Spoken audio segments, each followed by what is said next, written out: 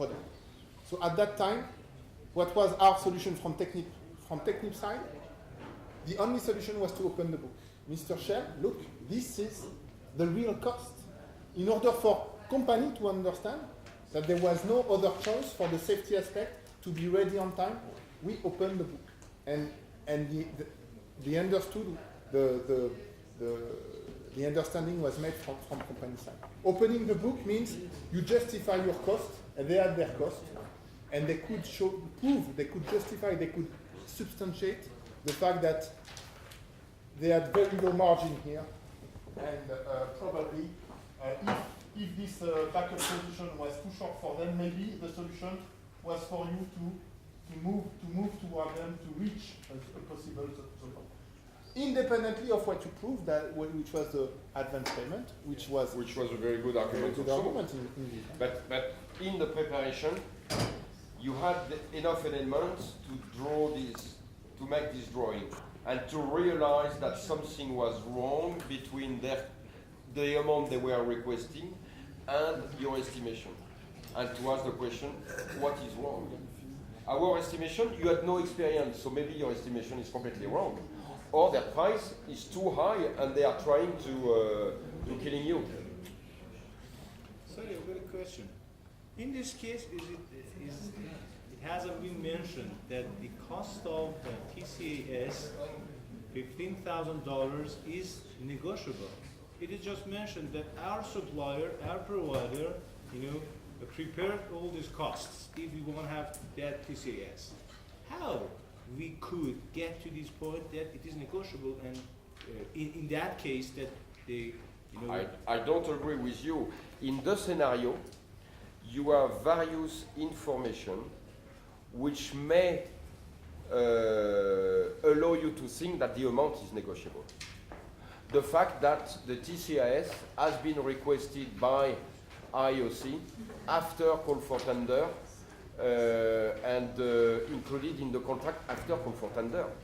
And it has been used as an argument. No. If they want a discount for TCAS, $15,000. Yeah. I know this is negotiable because after call for tender. I know. Okay. It is correct. About the price, the $15,000 from our side, from our point of view, is not negotiable because it is mentioned by the provider. By your subcontractor. Our subcontractor. If they want it to be less, in that case, we ourselves should charge.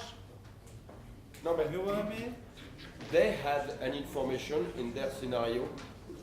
They had an estimate which was much lower than your price. So they knew it was negotiable because their estimate was much lower, but you did not have this information. You understand? Got it. Voilà. Thank you very much. What is your name? First name? Hasham. Hasham, next week, if you are in the group, you will be witness, huh? You can't take part in the solution. No, because you know the solution. Huh? So you are third party from now. No problem. You just qualify. Bon appétit. Bon appétit. Bon appétit. Okay. We start again at 1. Okay. 1. Yeah. En fait, il a pas mal fonctionné. Ouais, il a bien fonctionné parce que c'est en faisant qu'on... Bon, moi, de leur avoir ça c'est bien. Et puis en fait, ça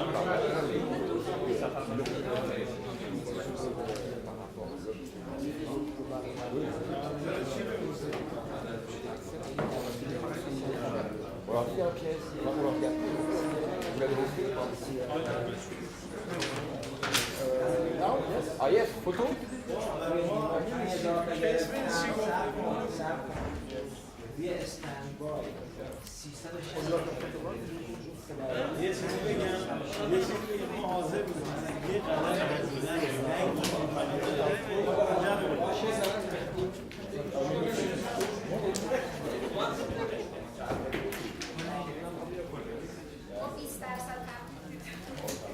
Allora,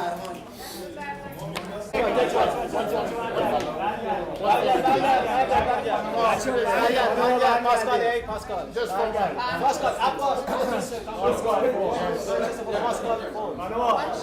Thank you. Ladies. I appreciate it. Ladies. Please. Repeat it again. Pascal, you see? Thank you. I have opposition for the name of that helicopter. It's not good. It's a Persian Golf. What? The name of that company is Persian Golf. Ah, the helicopter is a company from Qatar. Thank you very much. The true company. Yes. خیلی زحمت کشیدیم. چند تا دکتر نیست. الان زنگ می‌زنم به دکتر. And the third one. No. Lunch, and after we finish class. Yeah. Alors. On your site, have you made the exercise? The company.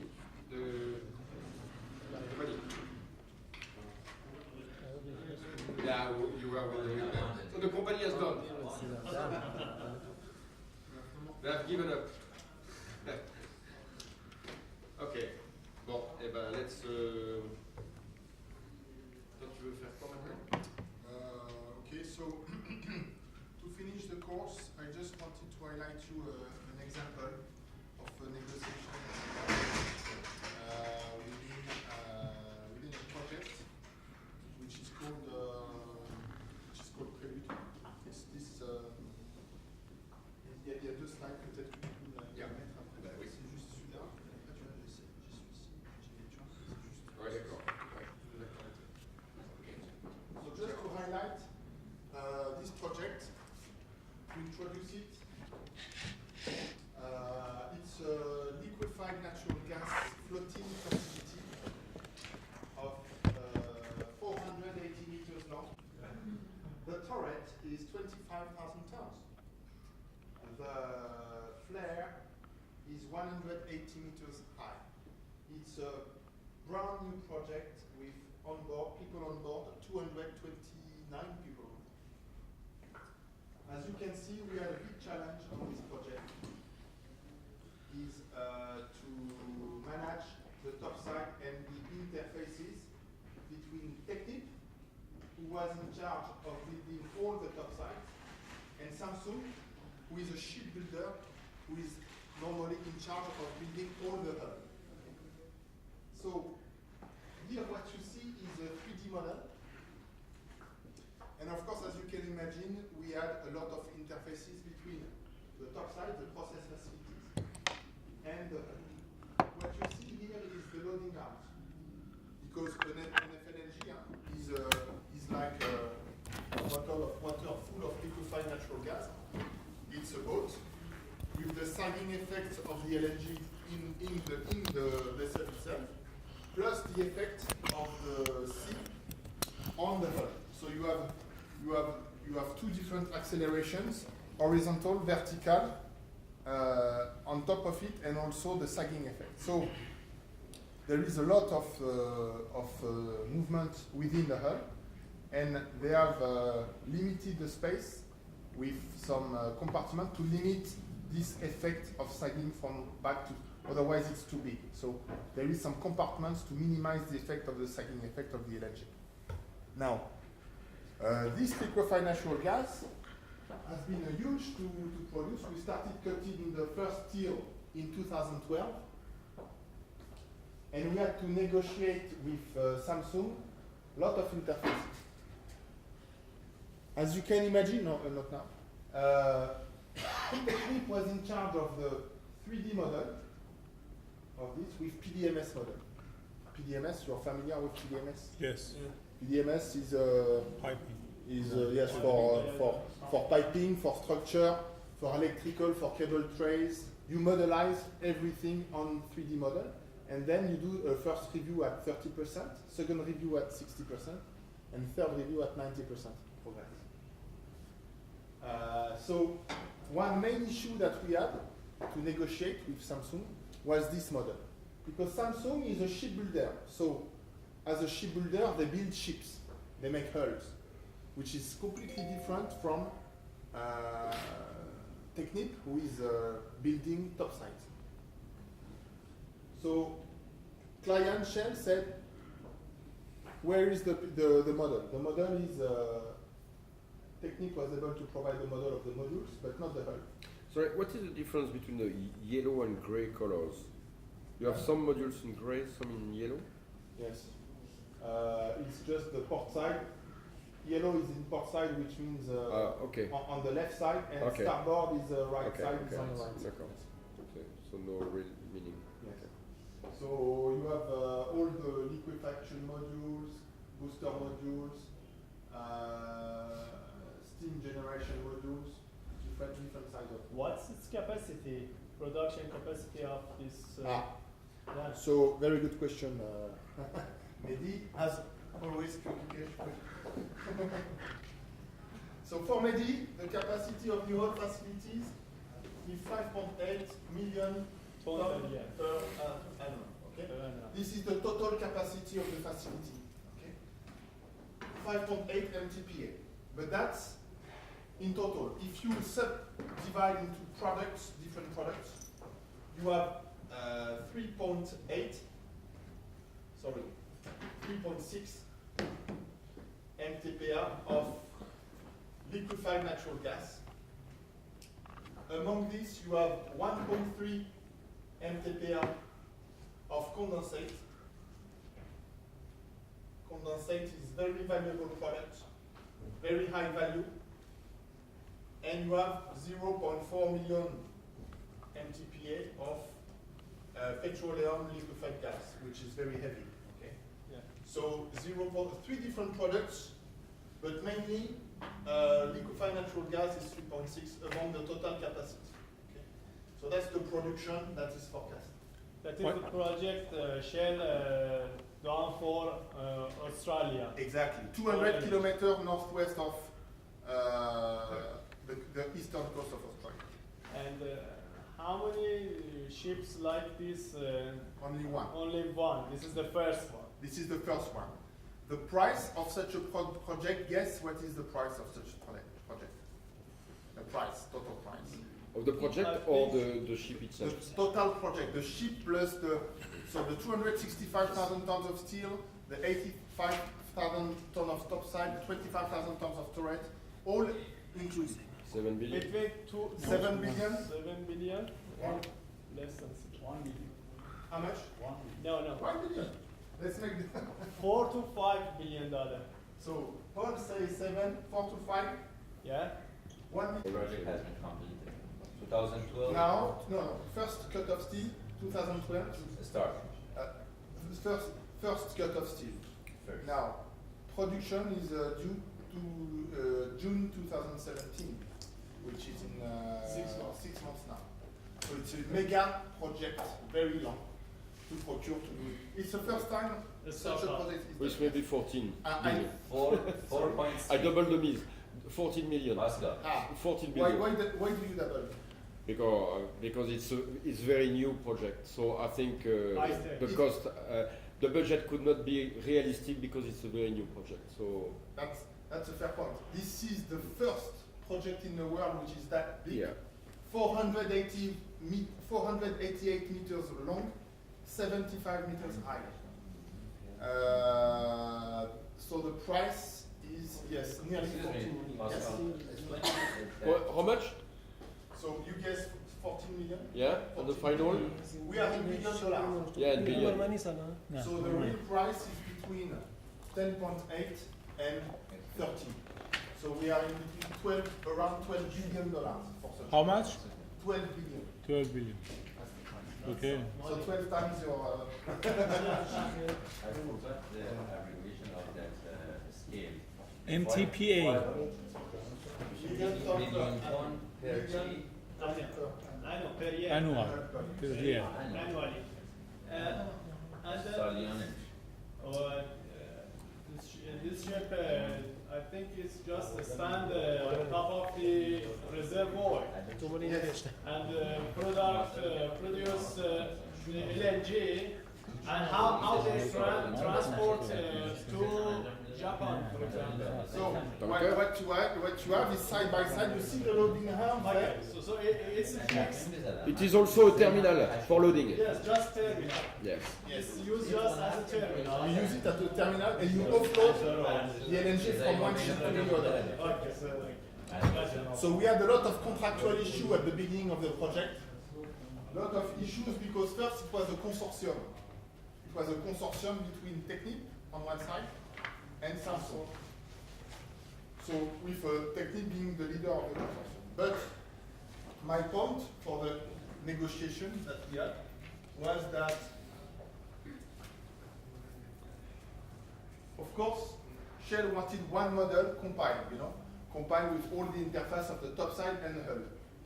And Samsung was only able to deliver one hull on one side and Technip the top side. So there was a mismatch in terms of final model, global PDMS model.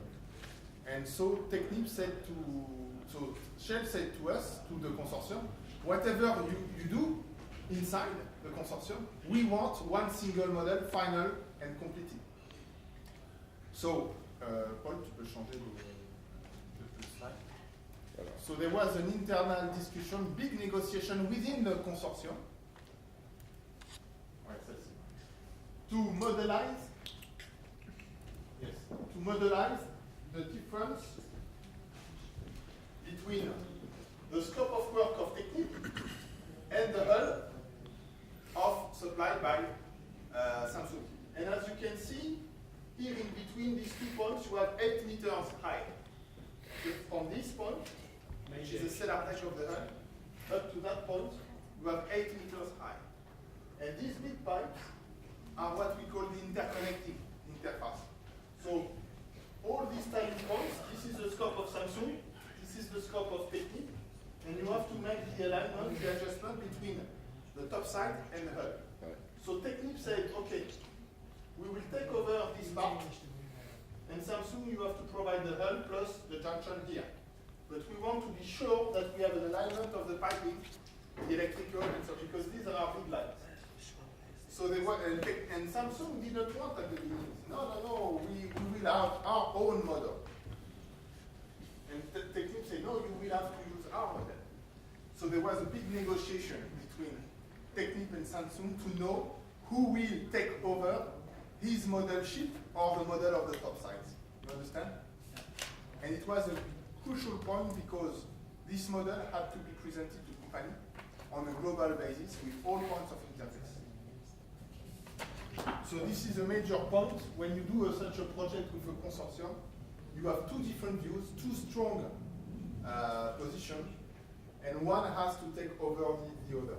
So internally, a lot of discussion, a lot of different negotiation to oblige Samsung to adopt the model. So what finally Samsung did, they took their model and they transformed it into a PDMS model, so that we have all the global topside plus hull in PDMS format for the checking of interface, checking of points, checking of alignment, cable alignment. So it was a huge work.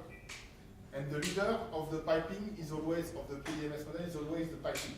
So we had a lot of discussion with the piping lead from Technip and piping lead from Samsung in order to make these aligned. We have what was the conclusion of the negotiations? Well, we had Samsung in front of us, we had Technip in front of us, and we had this discussion for weeks of negotiation. No, page. It's not in the order to course. satisfy the It's client an extra with the final example. PDMS model.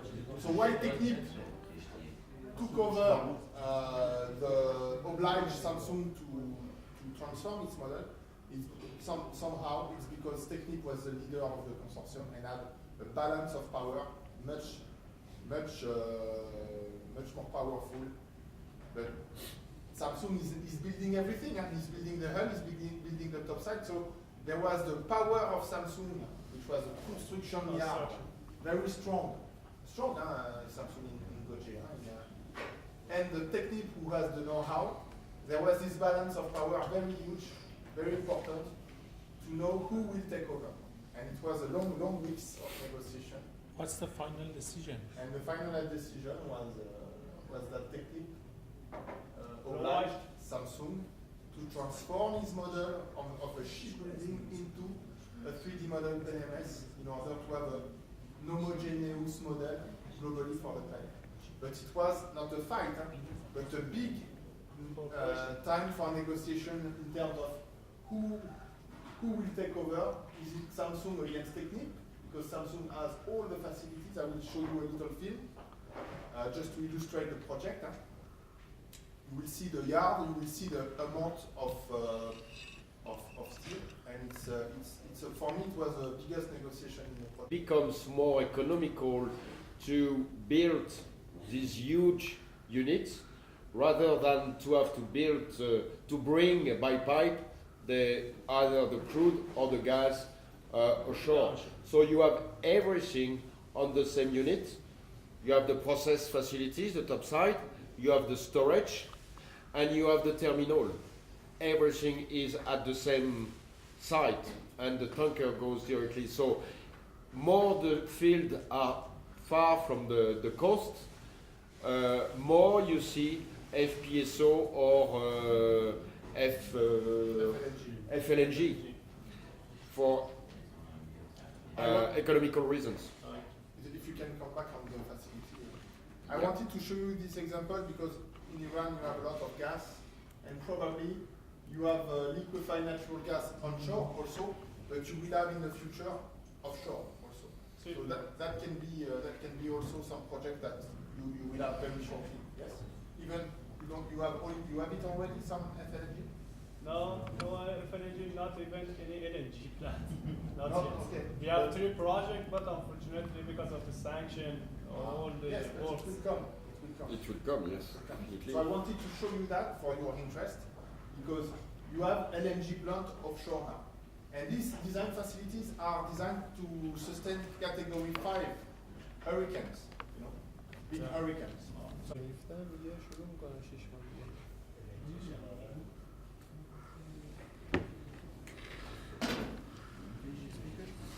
Yes, possible.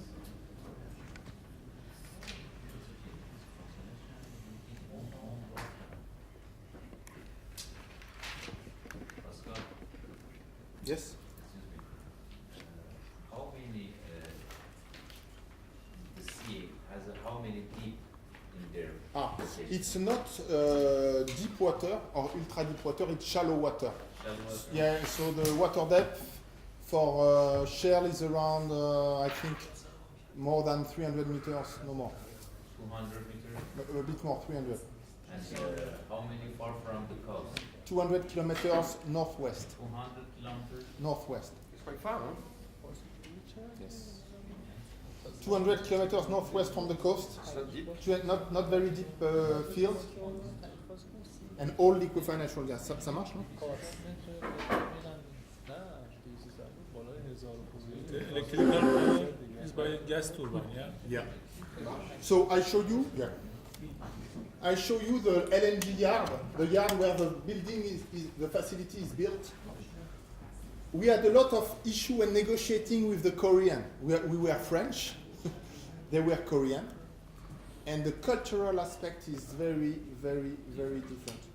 They work very hard, but our Latin world, maybe we had some difficulty when we negotiate with Koreans, because okay, they are very disciplined people, but sometimes different cultural aspect can make negotiation difficult. So that's one key aspect. We've seen stress, we've seen how to overcome some tools to negotiate, but the cultural aspect is also one factor to take into account. What was your problems with Koreans? They need to know for the production very early, and they are tough on their position. They don't move because they are the construction builders, and they want all information in one go to start cutting. And we had to make them understand that we need flexibility from Technip in order to adapt the weight of the modules, because the weight of each module, you have 12 modules of 6,000 tons each. Okay, so 6,000 multiplied by 12, So equipment plus piping growing, you have structure that support everything that needs to grow. More We had an inflation on the weight that is increasing. And when you have a floating facilities and you have this at the beginning, which is the top side, and you increase the weight of the top side, it's not the same floater, it's not the same facility, it's not the same behavior at sea. So therefore you have to increase the hull, or you have to make it wider in order to accommodate the weight increase between the initial top side and the latest one. So to increase the floatability, the behavior at sea is different, and the Koreans say, stop, we need to know what is the size, what is the length, what is the final weight. So there was a big problem between Technip, who had to lower the weight of the top sides, and Samsung, who had to define the hull to accommodate the top side. And when you start construction, you will see, it's finished, it's over. So there was a challenge for us to minimize the weight, to control the weight, and to make to make the Korean understand that we will try to minimize the weight increase in order to accommodate and finalize the length and the design of the hull. So there was always some tough negotiations to freeze the design at one stage, and to make them understand that we need flexibility, but their position was, yes, but we need to start cutting. So it was always a balance of power. So it was not so easy. Whose idea was this at first? Whose idea? Whose idea? Shell. It was the idea of Shell. Conceptual study of Shell, yes. Who is the client? Shell. Shell is Is it client. an economy? It was economic at $75 per barrel.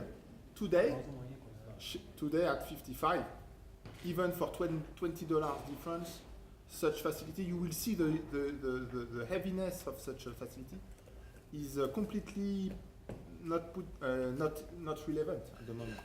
So even the strategy of Shell was to produce one prelude, one first facility, and then to copy-paste the design, the basis of design, the SOR, and to make another FLNG plus another one, and capitalize on the fact that the original design was a copy-paste and then could produce 2 or 3 FLNG.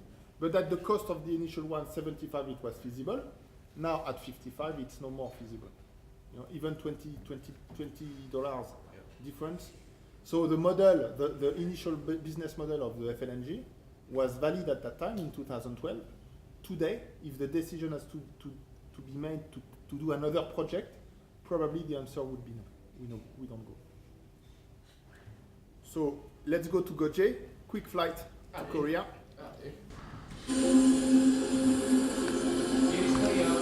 It's a Friday afternoon at the Samsung shipyard in South Korea, and a giant step forward in the creation of Shell's Prelude project is about to be taken. Just 3 months ago, the keel was laid for the world's first floating liquefied natural gas facility, and one of the most ambitious engineering projects in the world of energy began to emerge.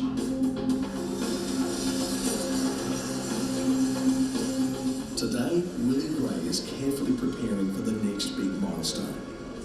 His team is responsible for what the engineers like to call the substructure. Put simply, it's the biggest hull ever built. This is part of the half section, so it's 60,000 tons. For over a year now, Willie has been hard at it, working long hours to make sure it all takes shape. My wife always complains that I'm married to Samsung and not to her. She's actually just left today to go back to the UK. I'm not sure if tomorrow's event's got something to do with that. Tomorrow, Willie's team faces the biggest test yet in this daunting challenge.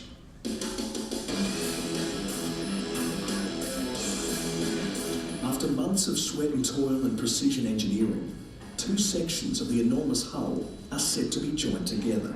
To do that, the 60,000-ton half section must be transported across Goje Harbour to join its twin. It's an operation that will require all the skill of a surgeon, so Willie and the team are making doubly sure everything is in place. There's a few thousand blocks underneath the keel box. If they are off the tolerance, then you may have a punctured bottom plate or some indents.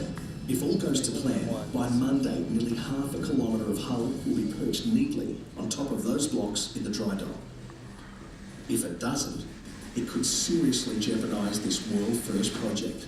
We're not expecting that to happen, but we actually won't find out until Monday morning, yeah? So I suppose there'll be a few people maybe thinking about that a bit over the weekend.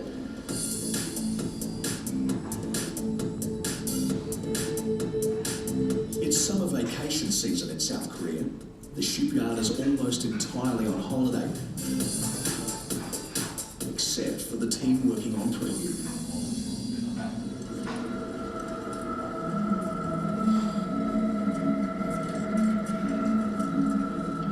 At midnight, the valves open, and the delicate process of sinking the floating dock begins. Millions of litres of water enter the ballast tanks beneath the surface. As the dock slowly submerges, for the first time, the 60,000-tonne structure begins to float. By daybreak, when Willie arrives, he's greeted with this. Well, everything's going quite well, actually. There's a little bit yield towards port side at the moment. That'll be just using the ballast pumps on board. We'll see how that progresses and how long that's going to take. Over at the dry dock, it's a slightly different procedure. Water floods in, gradually easing the aft section off the keel blocks below. But things don't go completely to plan. In the early hours, a small leak in the ballast tank forced the operation to grind to a halt. Fortunately, the problem was quickly solved. At daybreak, everything is in place, and the gates to the dry dock now can be removed. By midday, conditions are heating up. Temperatures have soared into the high 30s. The Samsung project manager, D.U. Lee, is getting an update. He's been working here for years, but has never built anything like this before. The condition is so calm. It is very, very useful to plot for this project. So I think God help us now. At 1 o'clock, the marine crew takes control, boarding the hull to prepare for the tugboats. No less than 6 will be needed for the job. For Willie's team, it's a proud moment. So it's a combination of a lot of effort by the shipyard, a lot of pre-planning. I think probably in about 30 or 40 minutes from now, it should be entering to dry dock number 3. And right on schedule, the launch begins.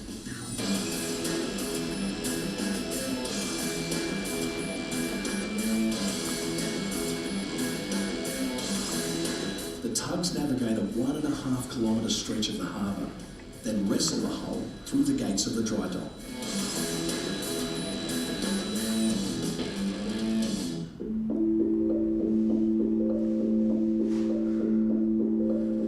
Inside, the full scale of the project is beginning to emerge. I think it really comes to light now, the size of the facility. You look at the top section on the top deck, we've got 40 metres above that yet, so yeah, it's massive. So you've got so many facets.